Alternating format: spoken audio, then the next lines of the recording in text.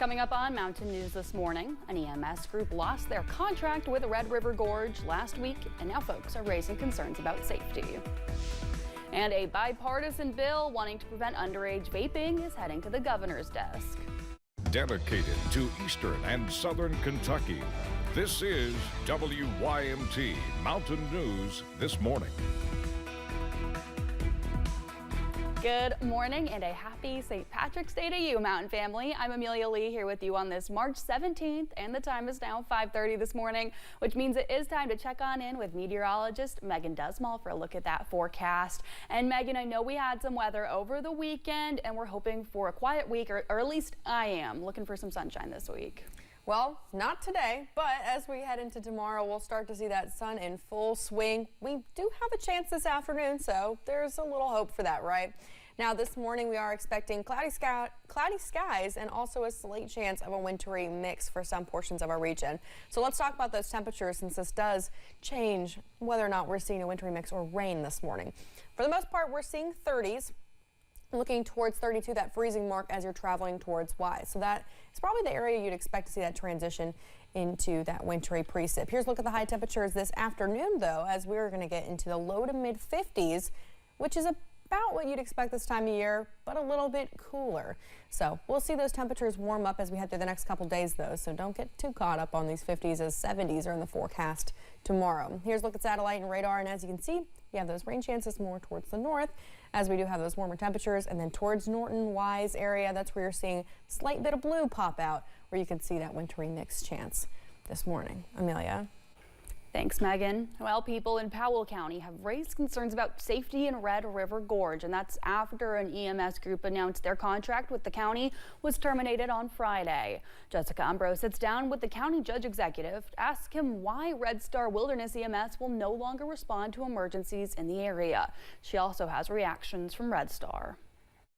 Powell County Judge Executive Eddie Barnes says ending the county's agreement with Red Star Wilderness EMS was far from abrupt. This isn't something that just came up this week or last week. He says he has emails dating back to August of 2023 asking the group, who has provided specialized response assistance in the Red River Gorge for a decade, to have Red Star members provide 12 hours a month in ambulance service assistance. But he says that amount of help hasn't been provided. There's documentation stuff here that shows that we've been trying to work on it. Barnes says the county provides medical supplies, insurance, and fuel for Red Star vehicles, and workman's comp for Red Star workers. He says the requested ambulance hours are what he's been asking for in return. We're not getting any help to pick up shifts at EMS. I've been told that the agreement when Red Star started, that the members of Red Star would pick up shifts a month to help out. According to the staff, this has not been happening. I did reach out to Red Star about their perspective on this situation. They said that they would not be giving interviews at this time,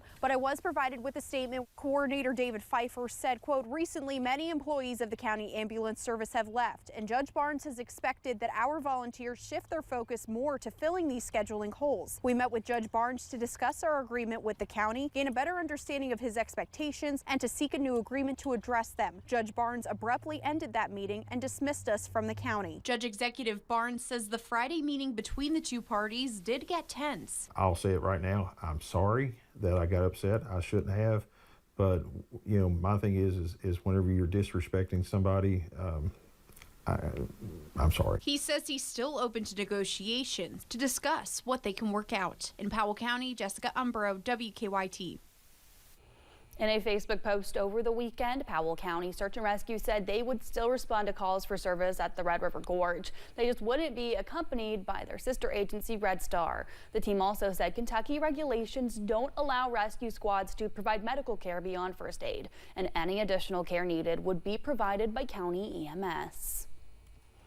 We now have more details about a shooting we brought to you last week. Friday night, the Laurel County Sheriff's Office was called to a shooting off Burnett Road. That's about 7 miles outside of London. After arriving, they found Carol Rich dead from multiple gunshot wounds, along with a gun at the scene. Her daughter, Brianna Rich, is charged with murder. Last month, Kentucky State Police arrested a man after reports of sexual abuse and rape. KSP was called to help on the case in the West Liberty community of Morgan County.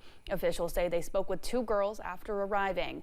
The interview then led to the investigation and arrest of 56-year-old Timmy Keaton. He is facing charges of incest, rape, and sexual abuse. In Bell County, 2 people are in jail after police recovered some items that were stolen. Middlesboro police made the arrest last Thursday in connection with a series of burglaries targeting storage units. After pulling over Kristen Moses, police found several items stolen in connection to their investigation. Police also learned that James Ivey was a convicted felon who had a firearm. A man and a woman are behind bars after leading police on a chase in Clay County. It happened Wednesday when police were patrolling Drax Branch Road. That's when they noticed a vehicle driving fast. James Flannery eventually stopped and police found he had a suspended driver's license. Police found drug paraphernalia on the passenger, Francis Rose. Flannery and Rose were taken to the Clay County Detention Center.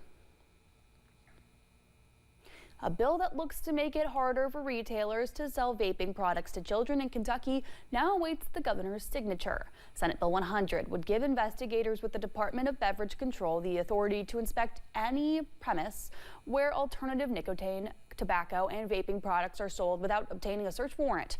Fernando Garcia, Francis Cheney reports. Senate Bill 100 is targeted at addressing what is not a problem, but a pandemic in the Commonwealth. The pandemic Kentucky Youth Advocates Executive Director Terry Brooks is talking about is the number of kids and teenagers vaping in Kentucky. Senate Bill 100 looks to diminish those numbers. The bill would create the Division of Tobacco, Nicotine, and Vapor Product Licensing within the Department of Beverage Control. It also would require retailers that sell any nicotine products to be licensed, subject to compliance checks, and establishes penalties for retailers that sell these products without a license. Retailers are going to get those surprise inspection visits, and they're not just going to be looking at who are you selling beer or cigarettes to. They're going to be watching how you manage, how you sell vape products. Results from an annual survey from the U.S. Food and Drug Administration show 1.63 million young kids across the country say they use e-cigarettes. Brooks says the Kentucky Youth Advocates hear constantly from school principals saying their students vape in school.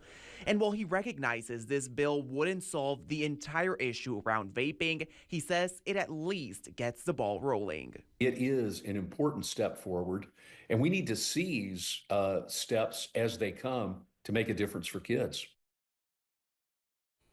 If the bill is signed into law by Governor Beshear, Kentucky will join 40 other states who have similar programs preventing retailers to sell vaping products to kids and teenagers.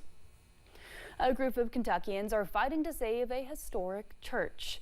The owner of St. Paul's German Evangelical Church in Louisville made plans to demolish it and develop a hotel on that land. The church was built in 1906 and added to the National Register of Historic Places in 1982. On Friday, people gathered outside the church with signs asking the owners to preserve it. You're not just buying a piece of property, you're really signing up to care for this property throughout the time you own it, because we will be gone, these buildings will stay, and so we have to preserve them so that they remain for future generations.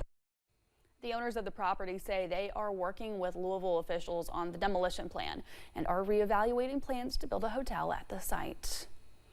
Well, it was a special weekend from some of our neighbors to the south. Dollywood welcomed season pass holders for a special preview day before opening to the public. Guests got an incredible surprise when Dolly showed up for the event. It was Dolly's first public appearance since the death of her husband, Carl Dean, earlier this month. Dolly took a moment to thank people for the support she's received across the world. He would want me to be working today.